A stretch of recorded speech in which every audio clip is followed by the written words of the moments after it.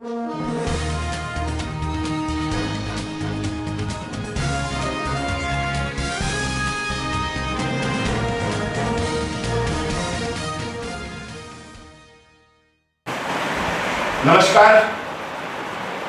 खबर तहलका के चैनल पर ज्योतिष को लेकर के ज्योतिष आचार्य विकास मिश्रा जी आज हमारे पास उपस्थित है।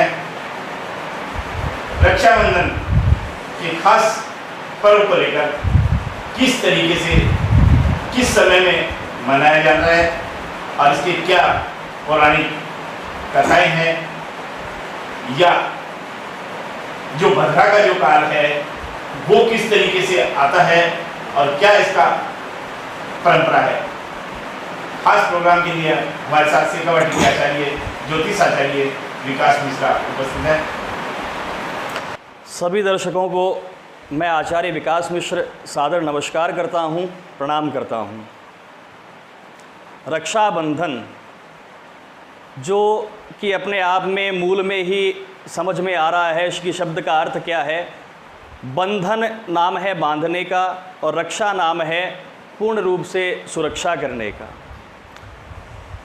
तो ये जो रक्षा पर्व मनाया जाता है इसका प्रमुख उद्देश्य यही होता है कि बहन अपने भाई की कलाई के ऊपर एक 3 सूत्र का धागा बांधती है जिसको राखी कहा जाता है, और उस राखी बांधने की दक्षिणा स्वरूप वह अपने भाई से रक्षा का वचन लेती है कि भैया मैं तुम्हारी कलाई के ऊपर यह राखी बांध रही हूँ, आप जीवन पर्यंत मेरी रक्षा करें। यह इसका आशय होता है मूल रूप से।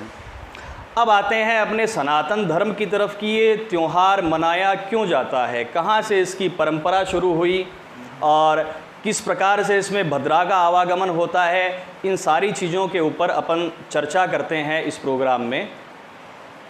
तो सर्वप्रथम अपन आते हैं कि रक्षाबंधन क्यों मनाया जाता है, कब मनाया जाता है। रक्षाबंधन का जो दिन निश्चित है वह है श्रावणी पूर्णिमा का दिन। श्रावण मास की पूर्णिमा के दिन यह रक्षाबंधन मनाया जाता है। और यह परंपरा कहाँ से शुरू हुई कि जब राजा बलि स्वर्ग के सिंहासन के ऊपर अपना अधिकार प्राप्त करने के लिए यज्ञ कर रहे थे तो इसकी चिंता इंद्र को हुई और सभी देवताओं को भी हुई। इस चिंता की निवृत्ति के लिए वे सभी देवता कर जोड़कर हाथ जोड़कर भगवान विष्णु के पास पहुंचते हैं और जाकर के उनको साष्टांग प्रणाम करके निवेदन करते हैं कि हे भगवान, आप लीलाधर हैं, आप कोई ऐसी लीला करें या आप इस प्रकार से कोई अपना अवतार लें जिससे कि बलि का जो यज्ञ है ये रुक जाए और स्वर्ग का जो सिंहासन है वो इंद्र के पास ही रह जाए। तो भगवान का वामन अवतार होता है। भगवान ने वामन अवतार लिया और बलि के द्वार के ऊपर जा पहुँचे, जहाँ बार बार निवेदन करने पर बलि महाराज आते हैं, जो स्वयं एक दानवीर राजा हुए हैं दैत्यों में भी। वे द्वार पर स्वयं आते हैं और भगवान के उस बाल स्वरूप को देखकर बहुत ही मुग्ध हो जाते हैं और उनका मन करता है कि इस स्वरूप को देखते रहें हमेशा। तो वे भगवान उनसे कहते हैं, जो बटुक रूप में होते हैं, बाल स्वरूप वामन अवतार में भगवान होते हैं, वे इनसे कहते हैं कि मुझे और कुछ नहीं चाहिए, मुझे सिर्फ 3 पैर धरती चाहिए। और 3 पैर धरती चाहिए, अब मना कर नहीं सकते क्योंकि दानवीर राजा थे बलि। तो उन्होंने कहा महाराज जहाँ भी आपको चाहिए आप नाप लीजिए, जहाँ से भी आपको धरती चाहिए। ठीक है। तो भगवान ने अपना उसी समय वृहद रूप धारण किया बटुक स्वरूप में और 1 पैर में इस धरती को नाप लिया, समस्त धरती को 1 पैर में नाप लिया, समस्त अंतरिक्ष को 1 पैर में नाप लिया, तीसरा पैर अभी भी बाकी था। तो राजा बलि से कहा कि अभी तीसरा पैर बाकी है, कहाँ रखूं? तो राजा बलि ने निवेदन किया कि प्रभु ये तीसरा पैर आप मेरे सिर के ऊपर रखें। तो जैसे ही राजा बलि के सिर के ऊपर पैर भगवान विष्णु ने रखा, वामन भगवान ने पैर रखा, वैसे ही जो राजा बलि थे वे रसातल में चले गए, पाताल लोक में पहुंच गए। और भगवान ने प्रसन्न होकर के पाताल लोक का जो राज्य था वो बलि को समर्पित कर दिया, बलि को दे दिया। तो राजा बलि ने हाथ जोड़कर भगवान से प्रार्थना की कि हे भगवान, मैं आपके इस स्वरूप से पूर्ण रूप से मंत्रमुग्ध हो गया हूँ, तो मुझे आजीवन इस स्वरूप के दर्शन आप करने दें, यही मैं आपसे वर मांगता हूँ। तो भगवान ने तथास्तु कह दिया और भगवान विराजमान हो गए सामने। राजा बलि उनको निहार रहे थे। कई वर्ष बीत गए, लक्ष्मी जी को चिंता हुई ऊपर कि आखिरकार क्या बात हुई जिसके कारण भगवान अपनी लीला करके अभी तक पहुंच नहीं पाए हैं। तो लक्ष्मी जी भगवान को ढूंढते ढूंढते राजा बलि के पास पहुंची। वह दिन था, श्रावण महीना था और पूर्णिमा का दिन था, और उस दिन राजा बलि की कलाई के ऊपर लक्ष्मी जी ने सर्वप्रथम सूत्र बांधा, एक जिसको रक्षा सूत्र कहा जाता है, और राजा बलि को भाई बनाया। भाई बना करके उनसे दक्षिणा स्वरूप भगवान विष्णु को मांगा उन्होंने, और भगवान विष्णु को लेकर के आए। बलि जो थे वो बड़े व्यथित हुए। तो भगवान ने उनको ये कहा कि साल के 4 महीने, वर्ष में 4 महीने, जब देव शयनी एकादशी से लेकर के देव उत्थापन एकादशी तक के 4 मास जो भगवान विष्णु हैं वो बलि के पास चले जाते हैं, क्योंकि बलि को ये वचन उन्होंने दिया था।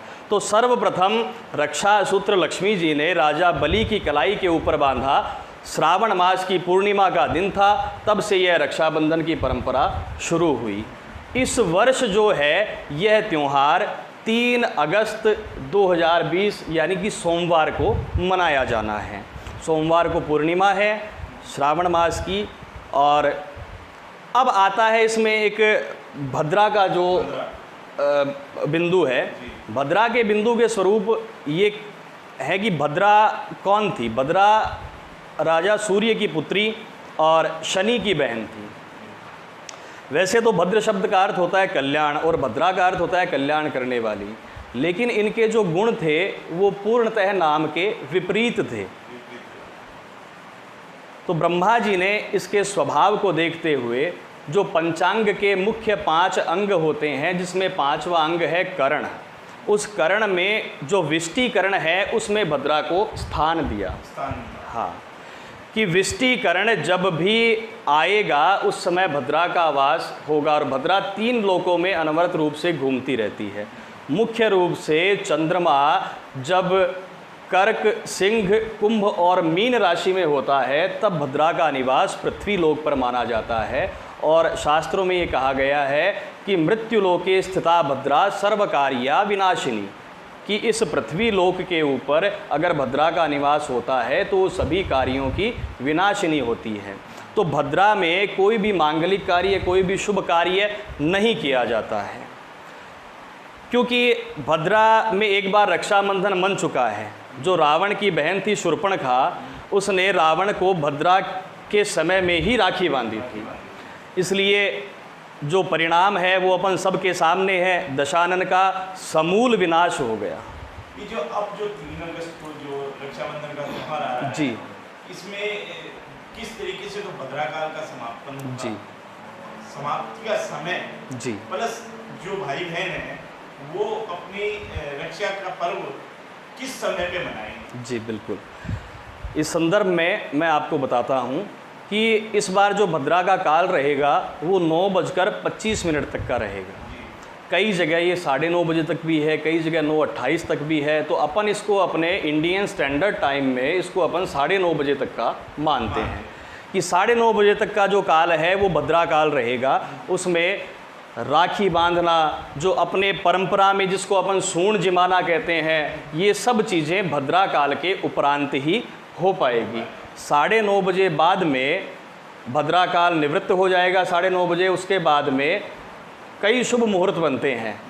तुरंत ही अपन भद्रा काल की निवृत्ति के उपरांत सूण जिमा सकते हैं। और जो रक्षा पर्व का मनाने का काल है, जो रक्षाबंधन का कार्य है, वो अपन 1:30 बजे से लेकर के 4:30 बजे तक का समय पूर्ण शुद्ध है।